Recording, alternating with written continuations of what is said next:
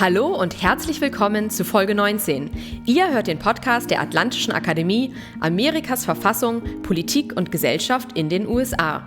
Mit dabei sind Sarah Wagner und David Serakow. In unserer letzten Folge in diesem Jahr gehen wir wieder einmal andere Wege. Gemeinsam mit Andrew Solar vom Amerika-Zentrum in Hamburg analysieren wir die Ergebnisse der Zwischenwahlen am 8. November 2022 und sprechen über die Gründe sowie die Auswirkungen für die amerikanische Innen- wie Außenpolitik. Wichtig an dieser Stelle, unser Gespräch findet in englischer Sprache statt und ihr findet es auch als Folge des Podcasts The Transatlanticist. Aber bevor wir starten, hier noch unser Housekeeping. Passend zu den Zwischenwahlen beschäftigen wir uns am kommenden Mittwoch, den 14. Dezember, ab 17 Uhr in einer Online-Veranstaltung gemeinsam mit Dr. Falk Ostermann von der Uni Kiel und Dr. Caroline Rüger von der Uni Würzburg mit den Auswirkungen der Wahlen auf die Beziehungen zur Europäischen Union. Diese Veranstaltung findet in Kooperation mit dem Europa-Direktzentrum Kaiserslautern statt. Für alle Zuhörerinnen und Zuhörer im Kaiserslauterer Raum bieten wir in unserer letzten Veranstaltung des Jahres in der Reihe America on Screen den Film Dear Sirs im Union-Kino in Kaiserslautern an. Der Filmemacher Mark Petrie hat sich mit dem Fahrrad auf die Spuren seines Großvaters begeben, der im Zweiten Weltkrieg als Kriegsgefangener in verschiedenen Lagern in Deutschland gefangen gehalten wurde. Petrie sowie seine Produzentin und Co-Regisseurin Carrie McCarthy werden auch da sein und spannende Einblicke in die Entstehung des Films geben. Und zum Abschluss noch der Ausblick auf unsere erste Veranstaltung im neuen Jahr. Mit unseren Freunden und Freundinnen der Deutsch-Amerikanischen Institute und unter Federführung des Karl-Schurz-Hauses in Freiburg präsentieren wir gleich am 10. Januar 2023 die wohl profilierteste außenpolitische Journalistin der USA, Susan Glasser. Gemeinsam mit ihrem Mann, dem White House-Korrespondenten der New York Times, Peter Baker, gibt Glasser in ihrem neuen Buch The Divider einen spannenden Einblick in 4 Jahre Donald Trump-Administration. So viel zu unseren bevorstehenden Veranstaltungen und nun legen wir los.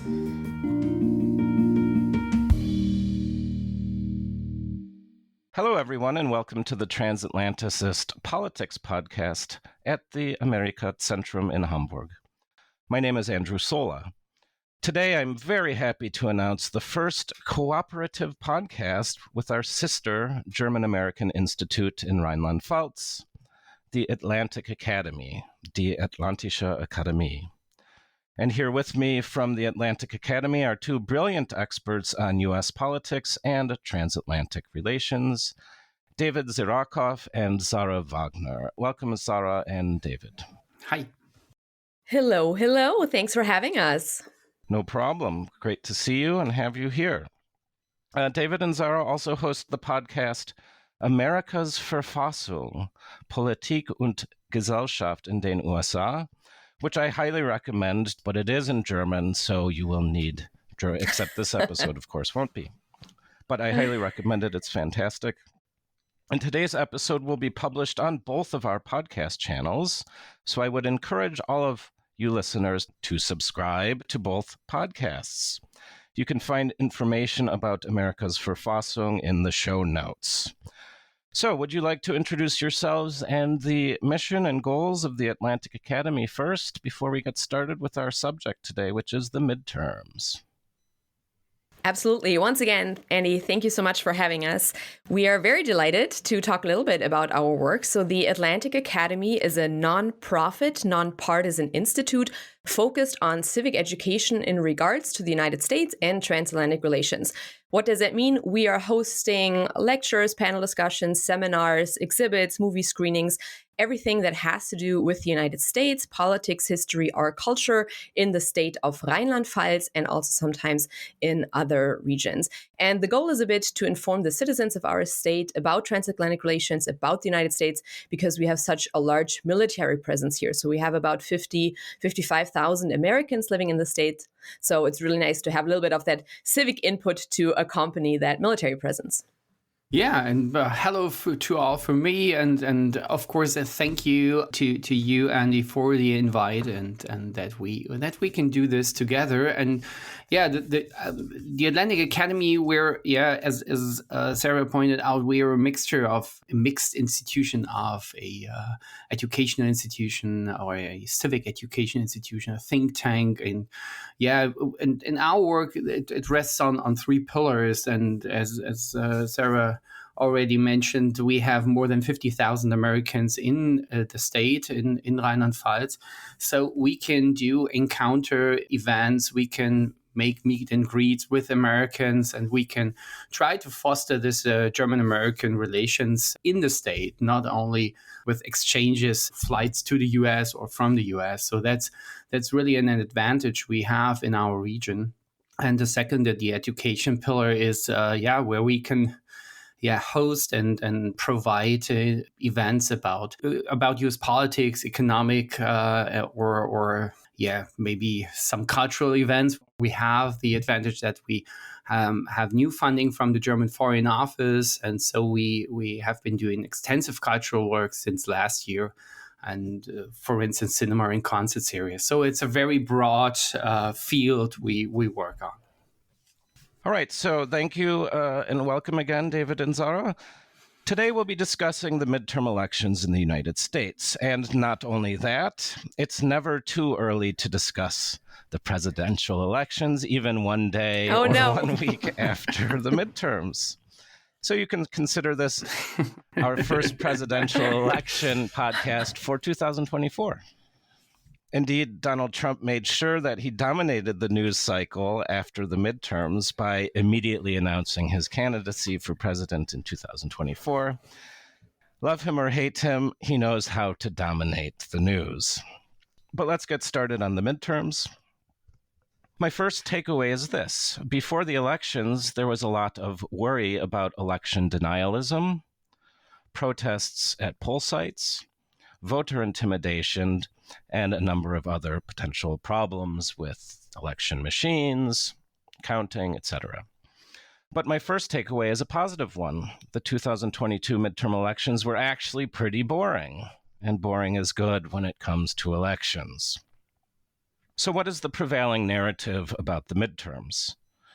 Well, many people expected a so-called red wave, meaning that Republicans would take both the House and the Senate. And the reasons for this were historical. Traditionally, the party in power always loses seats in midterm elections.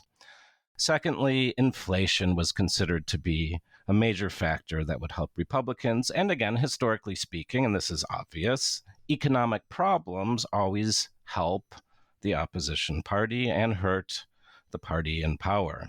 However, Republicans did not perform according to expectations, and maybe the expectations were wrong, who knows? However, they did win the House of Representatives, and they have a 9-seat majority, which is very slim, 222 to 213. The Republicans flipped a number of seats in New York, Arizona, and Wisconsin, among others, but again, they did not win as many seats as many predicted. The Senate is considered more of a failure for the Republicans because they failed to take a majority. Indeed, the Democrats increased their majority. Well, it was 50-50 tie with Vice President Harris acting as a tiebreaker, and now it's 51 to 49. So why did the Republicans underperform? I'll just give 4 reasons, potential reasons here, and then I'll ask you what you think. One reason is that Trump chose to support candidates who are not quality candidates. And I think we're hearing a lot from many Republicans, this phrase, quality candidates or candidate quality. We need quality candidates in order to win elections.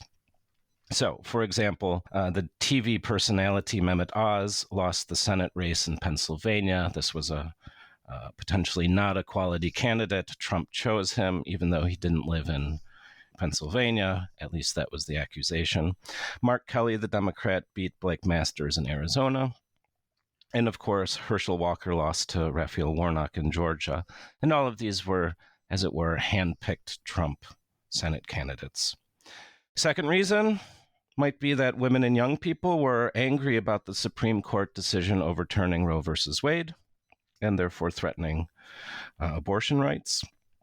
Reason 3, and this goes back to Trump, is that many Republican voters might be sick and tired of election deniers and other extreme opinions in their party. As a result, they split their tickets, which means, for example, the Georgia Republicans voted for the Republican governor, Kemp, but not for the Republican Senate candidate, Herschel Walker. And the fourth reason that I'll throw out there, and these are just a sampling of many reasons, is that the Republicans did not create an effective message that they are better than the Democrats at solving economic problems, and namely the problem of inflation. So this reason is that they really didn't have an effective message for dealing with the economic crisis. So what do you guys think of these reasons, or do you have other reasons? Yeah, I just want to start at the very beginning. So I think it's very important to look at the expectation first, so that we can better frame the main takeaways from the midterm elections. And as you already pointed out, the look at the history of midterms shows that losses by the president's party are quite normal and therefore to some extent expected. And when you look in the numbers, since 1942, the average loss of seats has been just under 26 in the House of Representatives and nearly 4 in the Senate. And we have in the 21 midterm elections over the past 80 years, the president's party has gained in the House of Representatives only twice, in 1998 under Bill Clinton and in 2002 under George W. Bush. And both times can be attributed to very high presidential approval ratings, over 65% on the one hand, due to the quite good economic situation under Clinton, and on the other hand, due to the foreign and security policy situation under George W. Bush, the war on terror, the war in Afghanistan, and the upcoming conflict which started in March 2003. And in the Senate, we have only 5 times, or gains have been made only 5 times. And here, and that's interesting when it comes to 2022. In addition to the good approval ratings of the president, the reasons also lie in the states in which Senate elections were held. So are they usually safe or swing states or toss-up states? And after all, it is only, and we have this effect that it is only 1/3 of the 100 seats every 2 years. So in the Senate elections, so there is a certain amount of states, and sometimes they are very red, sometimes they are very blue, and this makes it much more possible to win states or to gain states, even as the party of the president at that time. So that's the reason why we have 5 that we have gains 5 times in the last 80 years. And in the run-up to this year's midterms, these lessons from history meant that Biden and the Democrats were facing a major defeat. And you said it, the performance of the Democrats was in the end much better than expected. And because neither the economic situation was particularly good, we have a high inflation, rising interest rates, high fuel prices, stagnant employment rates, rather stagnant GDP, nor did the president have high approval ratings around 40%. And so I calculated that with comparable ratings, the presidential party had lost about 30 seats in the House and 3 to 4 seats in the Senate. And there are a lot of reasons. You already mentioned some of these. And I think that it is a mixture of first the legislature or the legislative success of Biden in the last in the first 2 years of his administration.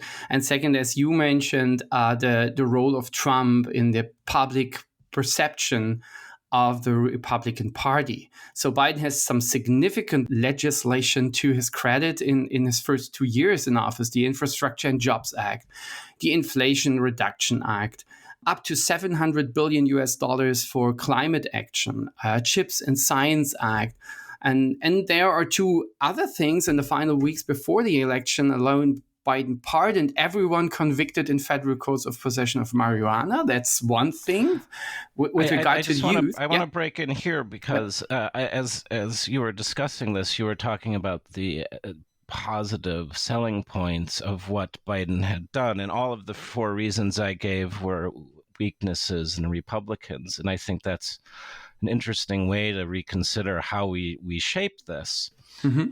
One media narrative is failures by Trump plus Republicans, but there's the competing narrative, which is actually, can we whisper it? Biden is not an old senile man with dementia, but it actually might be an effective president as far as Democratic priorities go. Yeah. Actually, yeah, absolutely. I would second that, because if you look at his first 2 years, and he learned a lot while he was vice president under President Barack Obama, when they discussed what can we do in the first 2 years up to the first midterm elections, and in the aftermath, there were a lot of discussions about, didn't we do well enough, or was this enough? And I think that drove Biden in the first 2 years to do as much as possible with regard to legislation, with regard to the majority in the House and the majority, the very, very, this very close relation between the Democrats on one side in the Senate and the Republicans on the other side. And I think this was really a successful 2 years in his first administration. Jumping in there, yes, those are all good Democratic, I think, cells and talking points, and that they did get a lot of done, the White House and Joe Biden. But I think we need to be also a bit careful that we're now, yes, they did comparatively very well in the midterms, the Democrats. And of course, now we're analyzing the past 2 years and also a little bit that election cycle through that lens or through that result. At the same time, what we saw during the campaigning for the midterms, a lot of the candidates didn't want Biden anywhere near. He didn't do a lot of campaigning. They brought in the big guns like Barack Obama, even like Bernie Sanders or the more popular figures within the party. And Biden barely, to be honest, left the surroundings of where he lives or the White House. He didn't. Towards the end, he did a bit more of the campaigning. But we also saw that very nicely in the Georgia runoff election, for example, or in general. I think Georgia is a great example for a lot of the points you both hit on, that we here had a candidate with Raphael Warnock who focused so much on character and competence as selling points.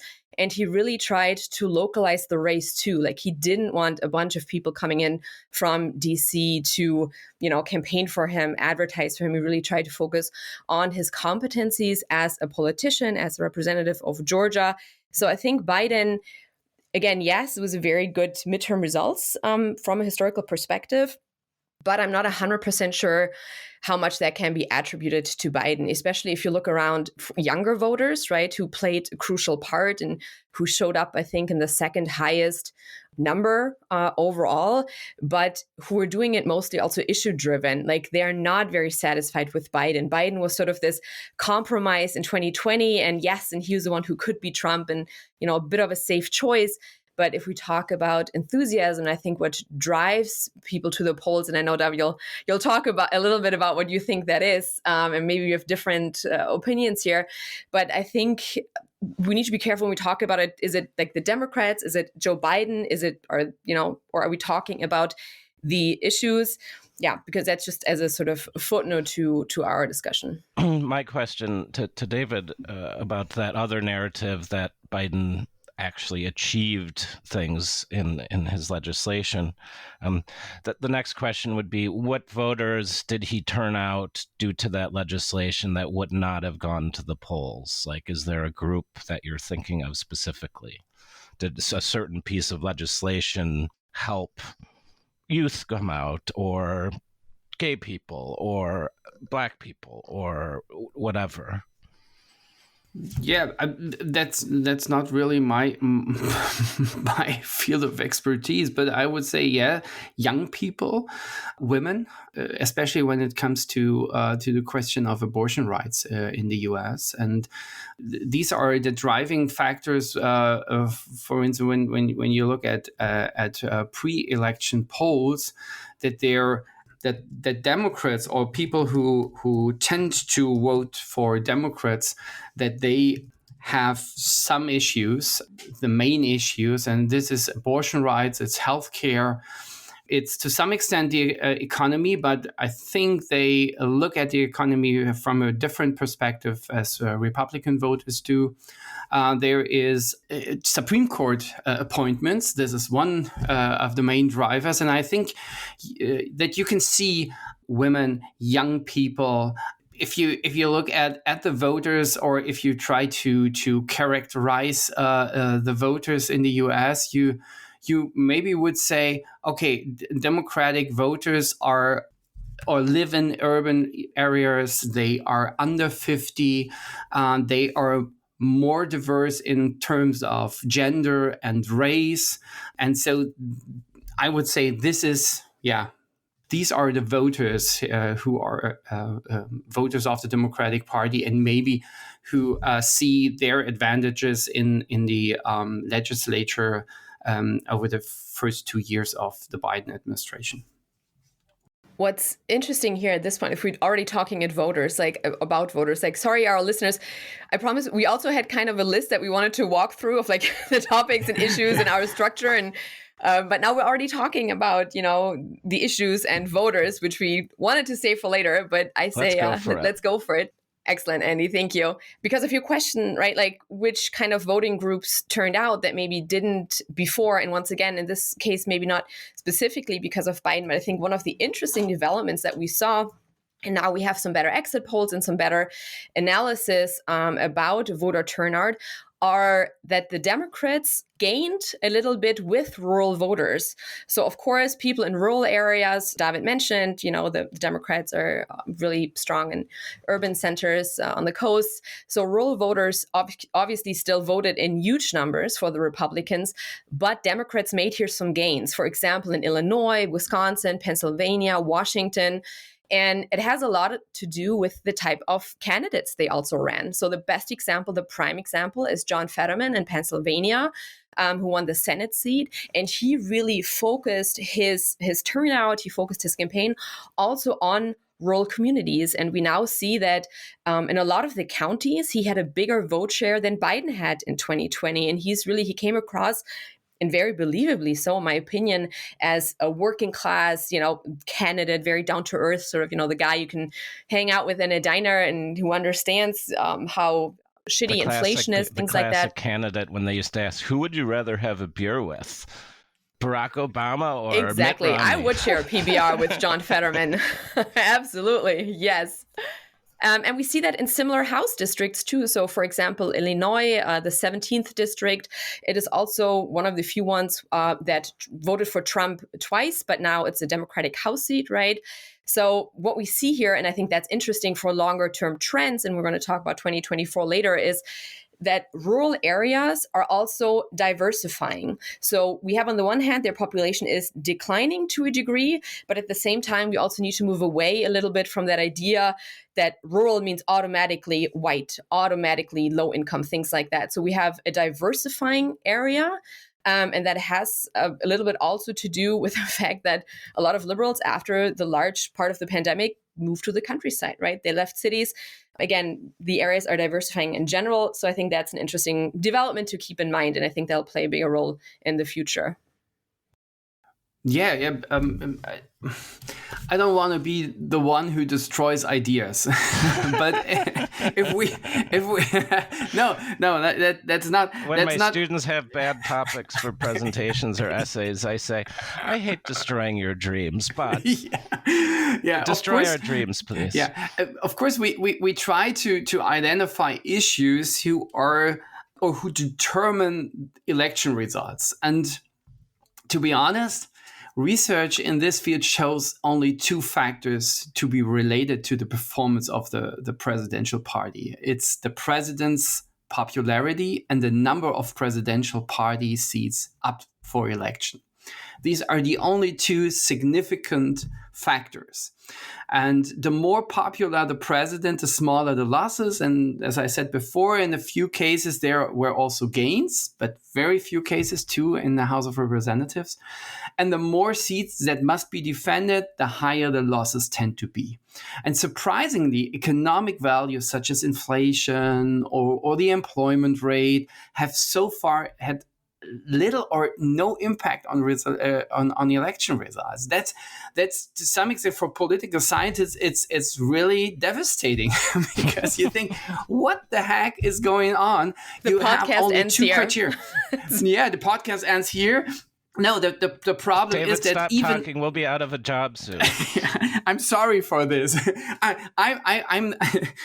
It's not my fault. It's research from the University of California in Santa Barbara. Most liberal elites. And they, it's always the same. It must be from California. But yeah, even there, the significance of these criteria are really low. It's in the 0.5 area, and that's not very high as a significant in significance. But in this election in 2022 shows that even this significance will be weakened because this is, statistically spoken, it's an outlier. That we have only 9 seats lost for the Democrats in the House, and even a gain of 1 seat in the Senate. That's statistically it's an outlier, and yeah, it's a puzzle, and I'm not really sure. And maybe we have to think new ways, and we have to think about what Trump did to this country and what Trump did to this to election itself and campaigns, because I have the feeling that we now have to see a time before Trump and a time after Trump or with Trump, and maybe this is one of the factors which cannot be calculated accurately in statistics, and that's something which I try to get my head around. Can I just jump in with one statistic? This was from a CNN exit poll. They asked voters if Trump influenced their decision, and 54% of voters of all parties said Trump was not a factor. What do you make of that stat? Yeah, the question is if you or whether you see Trump as a direct factor or indirect factor. So something which is part of the system now, and you don't really recognize it as a part and as an effect. So that's always a problem with polls. If you look at the National Election Study polls, you can see that a lot of people say I'm liberal or I'm moderate. And if you look at the questions, are you against abortion? Are you against gay marriage? The part of the people who are against it and who label themselves as moderate or even liberal are significant. And that's something that has something to do with perceptions, and perceptions are not really, they're perceptions, nothing more or less. So maybe it's difficult to identify Trump as a factor if you take him as, or if he is a indirect factor when it comes to systems or campaigns and so on. I think the crucial point here, Sindauda, I agree with you. I thought you meant to question the development of rural communities. I was like, wait a second. There's when you talked about busting dreams and bubbles. But of course, it's true. It's when we talk about election results, we always have to be careful when regarding correlation and causation. So what exactly motivated voters? And we have such a the voting block is not monolithic, right? We have so many different voting groups that it is hard to figure out, okay, what exactly maybe sort of were the causes here. But I would still argue a little bit that even if we have, say, one or two factors that are very crucial for election outcomes, oftentimes we have such close elections and close majorities that even these smaller issues, be it, in question mark sort of smaller issues, be it a Supreme Court ruling or be it specific other incidences or be it an October surprise like in 2016, might influence the people who wait until the last minute to vote, and who do they then break for. And I think in this case, we also had the development that people who voted later than the independents broke more for the Democrats than was initially expected. Yeah, I like that point. And then I do want to raise this as just something for our European audience. I think that sometimes the flexibility of the average American voter is slightly underestimated. We think, and this is the theme of the split voter phenomenon. So there are people who are lifelong Republicans or lifelong Democrats, but they simply won't vote for a candidate that they think is horrible. And I just want to add a little bit to that because I am an American citizen. I vote in Brevard County, Florida, which is a hyper deep red Republican district. And you would think that they would follow all Republican trends and stereotypes. And indeed, DeSantis, the potentially next president, we'll see, presidential candidate, DeSantis beat Charlie Crist, the Democratic governor candidate, 64% to 35% in my county, which is a huge victory. So you would think, okay, this is a very red Republican place, but look at the local issues that we voted on in our local referenda. One of the items was a tax increase to protect the Indian River. You would think, oh, Republicans never vote for tax increases. This referenda passed 70% to 30%, so it's more popular than DeSantis, a tax increase. Increased teacher pay. What would you think? Republicans would not want to increase teacher pay. Those woke teachers should get paid less. No. Teacher pay increase, yes, 58% to 42%. And lastly, a new fund for affordable housing for low-income workers. Deep Republican district. They would not support this. They did. 53% to 47%. So, I think it's important to realize that the narrative is dominated like Trump, anti-Trump, this or that, but there's a lot of flexibility and open-mindedness for local issues like protecting the river. Yeah, and I can add to this this vote splitting not only on the regional or state level. Voters choose different parties for different positions at the state and federal level. For instance, in Kansas, voters elected a Republican senator and a Democratic governor at the same time. It went exactly the other way around in New Hampshire and Vermont. So I think when it comes to regional or statewide issues, I think it has something to do if you if this affects you as a person in your community, and then I think it changes, and you have a different point of view in the opposite to something which has to be decided on the federal level in Washington D.C., which is 1,500 miles away or so. So that's I think that's one thing. So if you are affected by a policy or by a decision, it makes you wonder whether there are alternatives out there, and these alternatives do not have necessarily the same party color as your local representative or your senator or your governor or state secretary of state and whatever. That's also a great example, because we are oftentimes, when we talk about the US political system and elections, it's, more critical and is democracy in danger and things like that. But the example you gave, Andy, I think is great, because this thing of ballot initiatives is I think something that Germany could also learn a lot from, right? So we have elections that need to be redone in Berlin, and they also have to vote on a climate thing. And instead of doing that together, they're holding separate elections. I assume they know why. But anyways, so I think the ballot initiatives is a great example for US democracy, because it can motivate also different voting bases of voters. And it can, in my opinion, again, and I haven't read all the in-depth studies on it yet, but if we look at Michigan and New York in comparison, for example, and the issue of abortion, which was on Michigan's ballot as Proposition 3, whether or not people want to enshrine abortion access in the state constitution.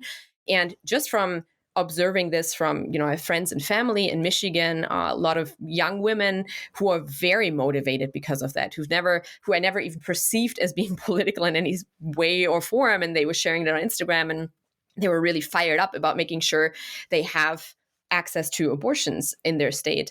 And then there's some analysis out of New York where the governor's race was much tighter for a while than people anticipated, or, where Democrats also lost quite a few seats. And there are some arguments that are being made because abortion wasn't as big of a factor here, because it was already codified in the state, that was more of a hindrance for Democrats. There were also some other, of course, many other reasons, but I think that's just an interesting comparison between the two states and what these ballot initiatives can also bring to the table in terms of democratic participation. Brilliant. I have nothing to add. Wonderful. Same here. But maybe one thing, because we talked about the election results, and I think we should add that, of course, not only, and Andy, you showed this with your question and with your view on the local level. In the midterms, elections went much better for the Democrats, not only on the federal level, but also on the state level. In the gubernatorial elections, Democrats were able to pick up, I think, 3 states, was it? Massachusetts, Maryland, and Arizona. Yeah. Mm-hmm. So they lost in Nevada, but they could compensate this, and at the same time, and this is one takeaway for me. The role and the importance has grown significantly. Who becomes governor, secretary of state, or attorney general is much more significant this year and receives much more attention, media attention, and attention by so-called experts like us, And the discussion surrounding the certification of the 2020 presidential election, and Trump's attempt to influence those who are in charge, the governor and the secretary of state in Georgia, for instance, this has shown how important these positions are at the state level and ultimately at the federal level when it comes to certification of an election result. And so this victory in Nevada was really important for Democrats, and maybe even for democracy, for the U.S. democracy, because we know that 2024, when it's really close, then we will see maybe the same or very similar strategies by Republicans, maybe by Donald Trump if he's the next candidate, a Republican candidate. And that's, I think that was a really important step. Do we want to move on to our final point now? Almost. One more thing, just almost. We're almost going to look ahead to the future. But I think one thing I would like to discuss real quick with both of you, because I haven't come down on an opinion on it either way, is a specific democratic strategy that was used this midterm cycle. And it was, I don't want to say pioneered, but in Missouri, Senator Claire McCaskill used it to great effect during her 2012 run. And it is a strategy that in tight races, the Democratic Party during the primary season, right, not to the midterm elections, so during the primary season, supported Republican candidates that they considered very far right, very MAGA, very out there, to make sure that they would become the candidates for the midterm election because they assumed them to be easier to defeat, right? So just a little bit of data here. They spent a ton of money as well. according to one analysis, was about $19 million across 12 or 13 races. They weren't successful in all of these primary races to get the more extreme candidate elected. But we had gubernatorial contests, Senate races. I mean, we saw some of these play out, congressional races. So a lot of the spending was done on advertising, and they usually did it in 3 ways. So either they were tying a very far-right candidate to Trump, to the MAGA movement. That's, for example, what they did in Pennsylvania. They also attacked more moderate candidates, right, to prevent them from winning the primary, or they branded some candidates just, as too conservative for the state. So my issue with this is, and again, they won a lot of these races, that at the same time, the Democrats were pushing the electoral message or their campaign message of democracy is in danger. We must do everything to protect democracy. We need more moderate candidates on the Republican side, right? How dare the Republicans allow these crazies in their midst, to paraphrase. So I'm just curious, what is your take on that? Was it about time that Democrats also play politics, start to playing chess instead of checkers? And Sarah, yeah, can I go. destroy your dreams? Go for it. Again. I mean, what we forget about professional political operatives is that it doesn't matter if they're working for Republicans or Democrats. They're going to figure out a way to win. And if it means doing things that other people might find less than ethical, like why spend our money on our own positive message if that money would be more effectively spent in getting a weak candidate elected? I mean, and Democrats are hypocrites. All right, that is definitely one take. No. But here's my thing. That's the end of this podcast episode. This is just the beginning, gentlemen. Just the beginning. No. I'm not asking this from a point of naivete. Like, of course I know politics is a dirty game. Excuse me. Our partner state is South Carolina from Rheinland-Pfalz. We know how the game of politics is played. But there are other interesting issues connected to it, because one argument was, okay, since the more extreme candidates weren't even successful in all the races they supported, there's also an argument, well, that money could have been better spent, for example, in New York, where they, lost the seats that would have ensured potentially their majority in the House. And I do believe that nowadays, voters are smarter, and yes, we can be cynical about it, politics is always dirty, that's how the game is played. But especially younger generations, I think, do see this hypocrisy, and I'm not sure, that is a strategy for the future, especially if we look ahead to 2024, because all these candidates that have been propped up, they have now a larger database of donors, of contacts, of potential voters, of name recognition. So I just wonder, yes, okay, maybe it worked in this election, but how does that accumulate if we're looking ahead 10, 15 years when the Senate map becomes trickier, the House map, whatever? So I'm just saying, I'm not sure. Yeah, it can be effective, but how sustainable is it? Yeah, but I don't know. I don't think that this is really the start or the beginning of a trend and of a strategy which will be used in every election cycle. I think you're absolutely right. It's not really consistent, and it shows that even the Democrats are realpolitiker, and they try to weaken the opponent's party. But this is, of course, a very dangerous strategy, and an important factor was the quality of the Republican candidates in this, and the Trump candidates, and it paid off. But I'm not really sure whether this would pay off when it comes to a Ron DeSantis Republican Party in 2026. Yeah.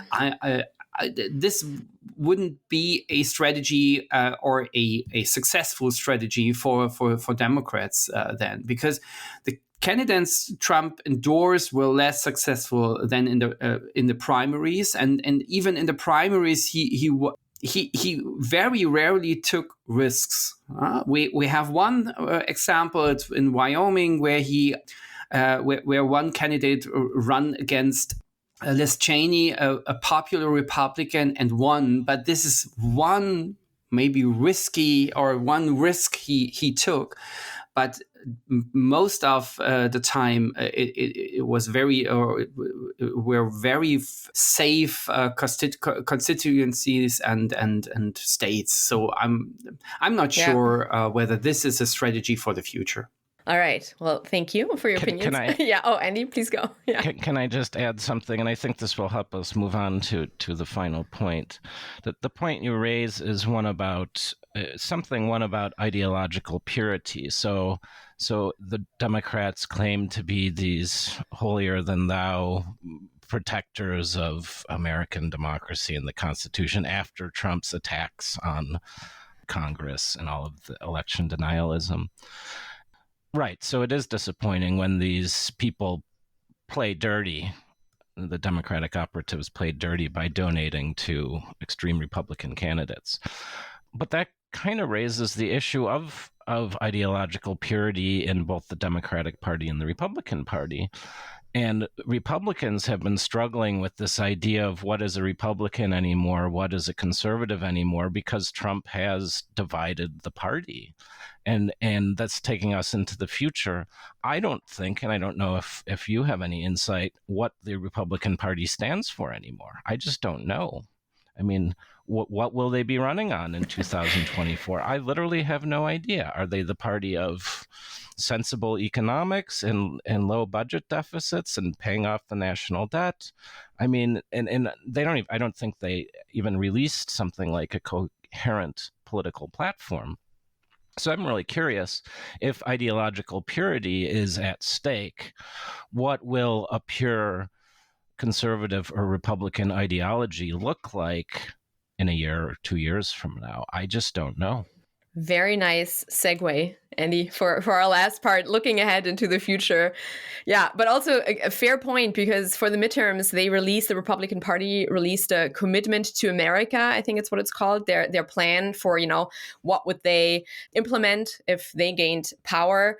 And it was very vague. That is a polite way to phrase it. It was basically a one-pager PDF. I mean, there was a little bit more on the homepage and stuff like that, but it was just very vague and very broad, and definitely not sort of any, in my opinion, really substantial policy outlook, or where you could see where they stand. Yeah, maybe it's the way to work with a party without leadership, and we don't know whether Donald Trump or Ron DeSantis will lead the party into the presidential election. And there are some Republicans or former Republican members of the Congress who said there will be no Donald Trump in the 2024 Republican race or as a candidate. And for instance, Paul Ryan, the former Speaker of the House. And that's really interesting. But we saw this in 2015 and 16. And so I think maybe that's one reason why this is a vague document, and that they don't really know where to go. But one thing maybe we know is that there will be 167 members of Congress who believe in the big lie and who believe that the 2020 presidential elections were stolen. And I think this is, with regard to U.S. democracy, really a threat to it. And I think when it comes to I want to jump future, in here, going back to the points of hypocrisy and stuff. There are 167 who claim they believe this, and I think there is a difference. If that is a winning claim to make, I think they make that claim. I don't know if we can access people's true beliefs, but yeah, that's true. What will be interesting to watch, I think, so the new Congress, for everyone listening, convenes on January 3rd, right? The Constitution mandates Congress convenes once each year at noon on January 3rd. So time's a bit ticking, and maybe we can also have a quick look at what the Democrats can hope to accomplish until then, maybe what they have already accomplished, and what might be some of the issues that are coming up next year. I think one point that I want to make off the bat is one structural change that I think is very interesting and important, especially because we are talking right after the Georgia election win for the Democrats, which gives them an actual majority. And that means that for the Senate, there will be no more power sharing agreement government, right? Because before we had equal representation of both parties. So meaning there was equal representation within all these different committees, which of course increased chances for tied votes and just like slowing down the process. And now the Democrats will have one more member on committees. And big if, but if they stick together, they can truly advance some of their own things, or they can act more effectively, especially if they want to put, for example, judicial nominations on the floor. There are less chances for Republicans to hold up the process. It's better for their oversight power as well. And of course, people like Joe Manchin maybe have less of an outsized role potentially in this setting. And footnote, because there was an article I read that I found very amusing, less stress for the vice president, Kamala Harris, because I guess her and her team were a little bit pissed during the last 2 years that she always had to be on standby during many times in terms she had to cast that decisive vote. And I guess it, also interfered with a lot of travel plans and some of her own issues, because she, again, so many times where she had to cast a vote, way more, I think, than ever in historical comparison. So I'm sure Kamala will be relieved as well. So any things that you're looking forward to, be it until January 3rd or afterwards? Yeah, maybe. So for the next 2 years, Biden will have to govern in a divided government. That's for sure, because of the Republican majority in the House of Representatives, and I'm convinced that he tried to continue to get legislation through Congress, and we talked very briefly about New York, and we have a lot of, I would say, moderate Republicans from New York, for instance, who won their districts. And maybe this will weaken the majority in the House of Representatives when it comes to legislation. But in the Senate, there is still the filibuster. There is still the necessity of getting 60 votes in a procedural vote when it comes to end the debate and come to the final vote on a bill. So this will be an obstacle for Democrats and for the White House in the next 2 years. This is the background to recent efforts to pass important legislation. So this includes the Respect for Marriage Act, which is also intended to secure same-sex marriage, and it passed, I think, 4 days ago. So first in Senate with 61 to 36. So one thing, and in the House with 258 to 169. And this means that in the Senate there were 12 Republicans, and in the House 39 Republicans who voted for this act. And this is quite remarkable, and I would say this is a success for Democrats and the White House in this so-called how does we call this time between the elections and the new Congress?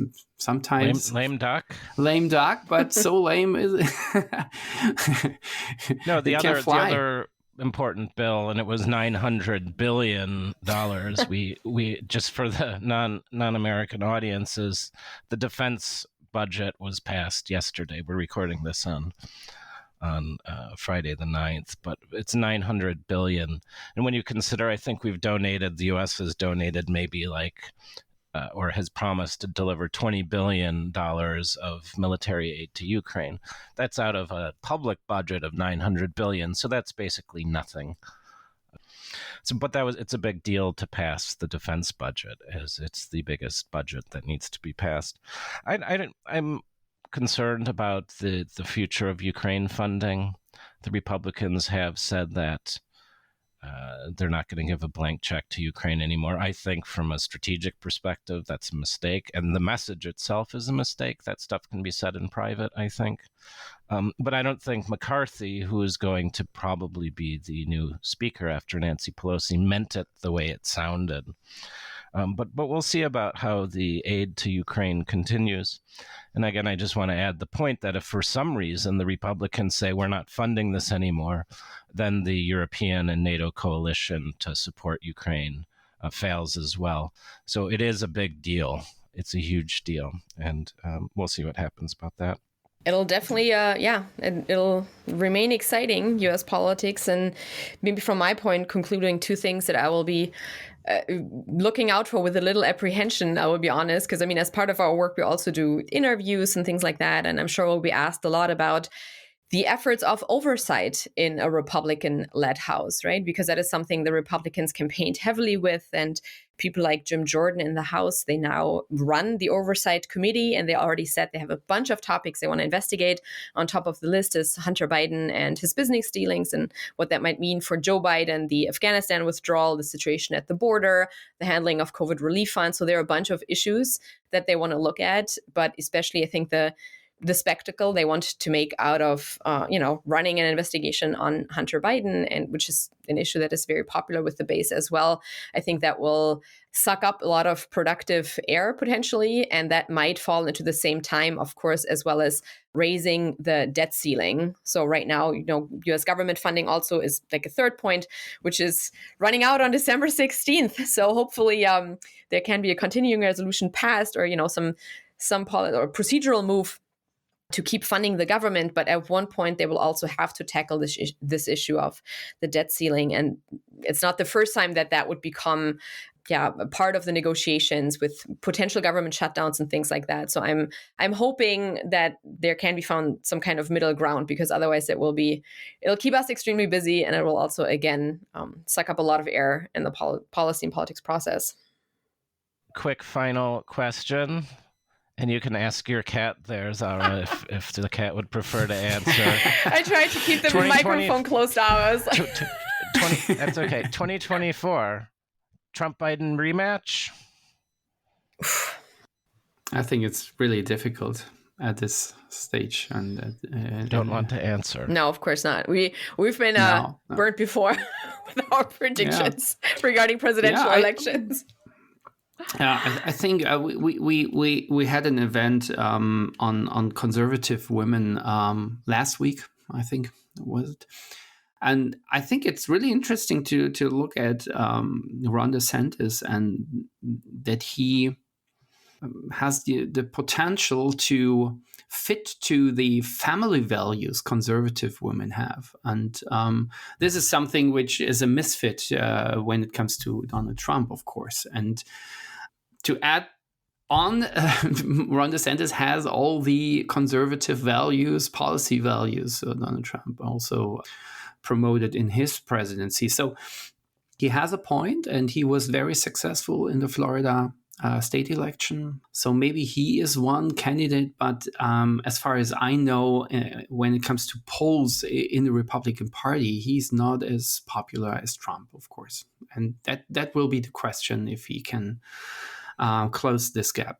As a Florida voter, I am impressed by DeSantis's political skills. You probably don't remember, and I only remember this because I landed in Melbourne, Florida, and as I was driving home, it was DeSantis's first day as the sitting governor of Florida, and on Florida NPR, they were doing a feature on his first announcement.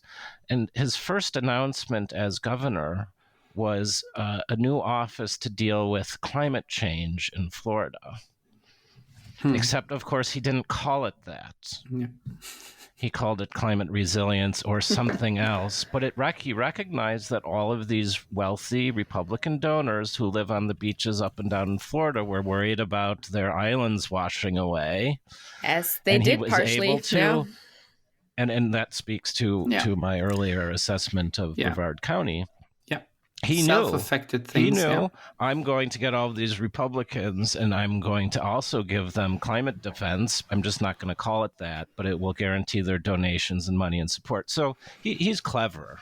He can, if he chooses to, he would give Trump a run for his money. I don't know what would happen, but he's a capable enough and experienced enough politician to at least do battle with Trump.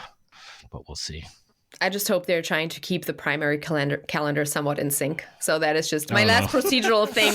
I mean, Joe Biden, again, it'll come down to him, what he wants to do after this midterm. He has the power to say, I'm going to run again, but looking at his age But Zara, think of how much easier our explanations of the primary to European audiences will be when they screw it up again. Also, yes, hallelujah. God. Trust me, every time I don't have to talk about the Iowa caucus again is a blessed day. That is for sure. So they will start with South Carolina. It's great. Yeah. So I'm excited to see what will happen. Just for our benefit, maybe we should propose to the Democrats, just do it via alphabetical order. Yeah, just the Democrats abroad. Just So, yeah. Anyway, thank you so much. That was such a fun discussion, and I hope it's not our last. We should do some more in the run-up to the 2024 presidential elections. I'm sure we'll have a lot more to discuss. And maybe, of course, it's good that you didn't make predictions, because I hold my guests to their predictions years later. Anyway, thank you so much. I'd like to thank Zara Wagner and David Zirakov at the Atlantic Academy in Rheinland-Pfalz in Kaiserslautern for joining me today. Thank you for having us. Thanks for having us. And this will also be the America's Verfassung podcast. Yeah. Subscribe. Please subscribe too. Thanks, everyone. Bye-bye. Bye-bye. Das war Folge 19 unseres Podcasts Amerikas Verfassung, Politik und Gesellschaft in den USA. Wir würden uns sehr freuen, wenn euch diese Ausgabe gefallen hat. Und wenn ihr sie euren FreundInnen oder KollegInnen empfehlen möchtet, ihr könnt den Podcast ganz einfach überall finden auf unserer Website unter www.atlantische-akademie.de/podcast, auf Spotify, Apple Podcasts oder von anderen bekannten Anbietern.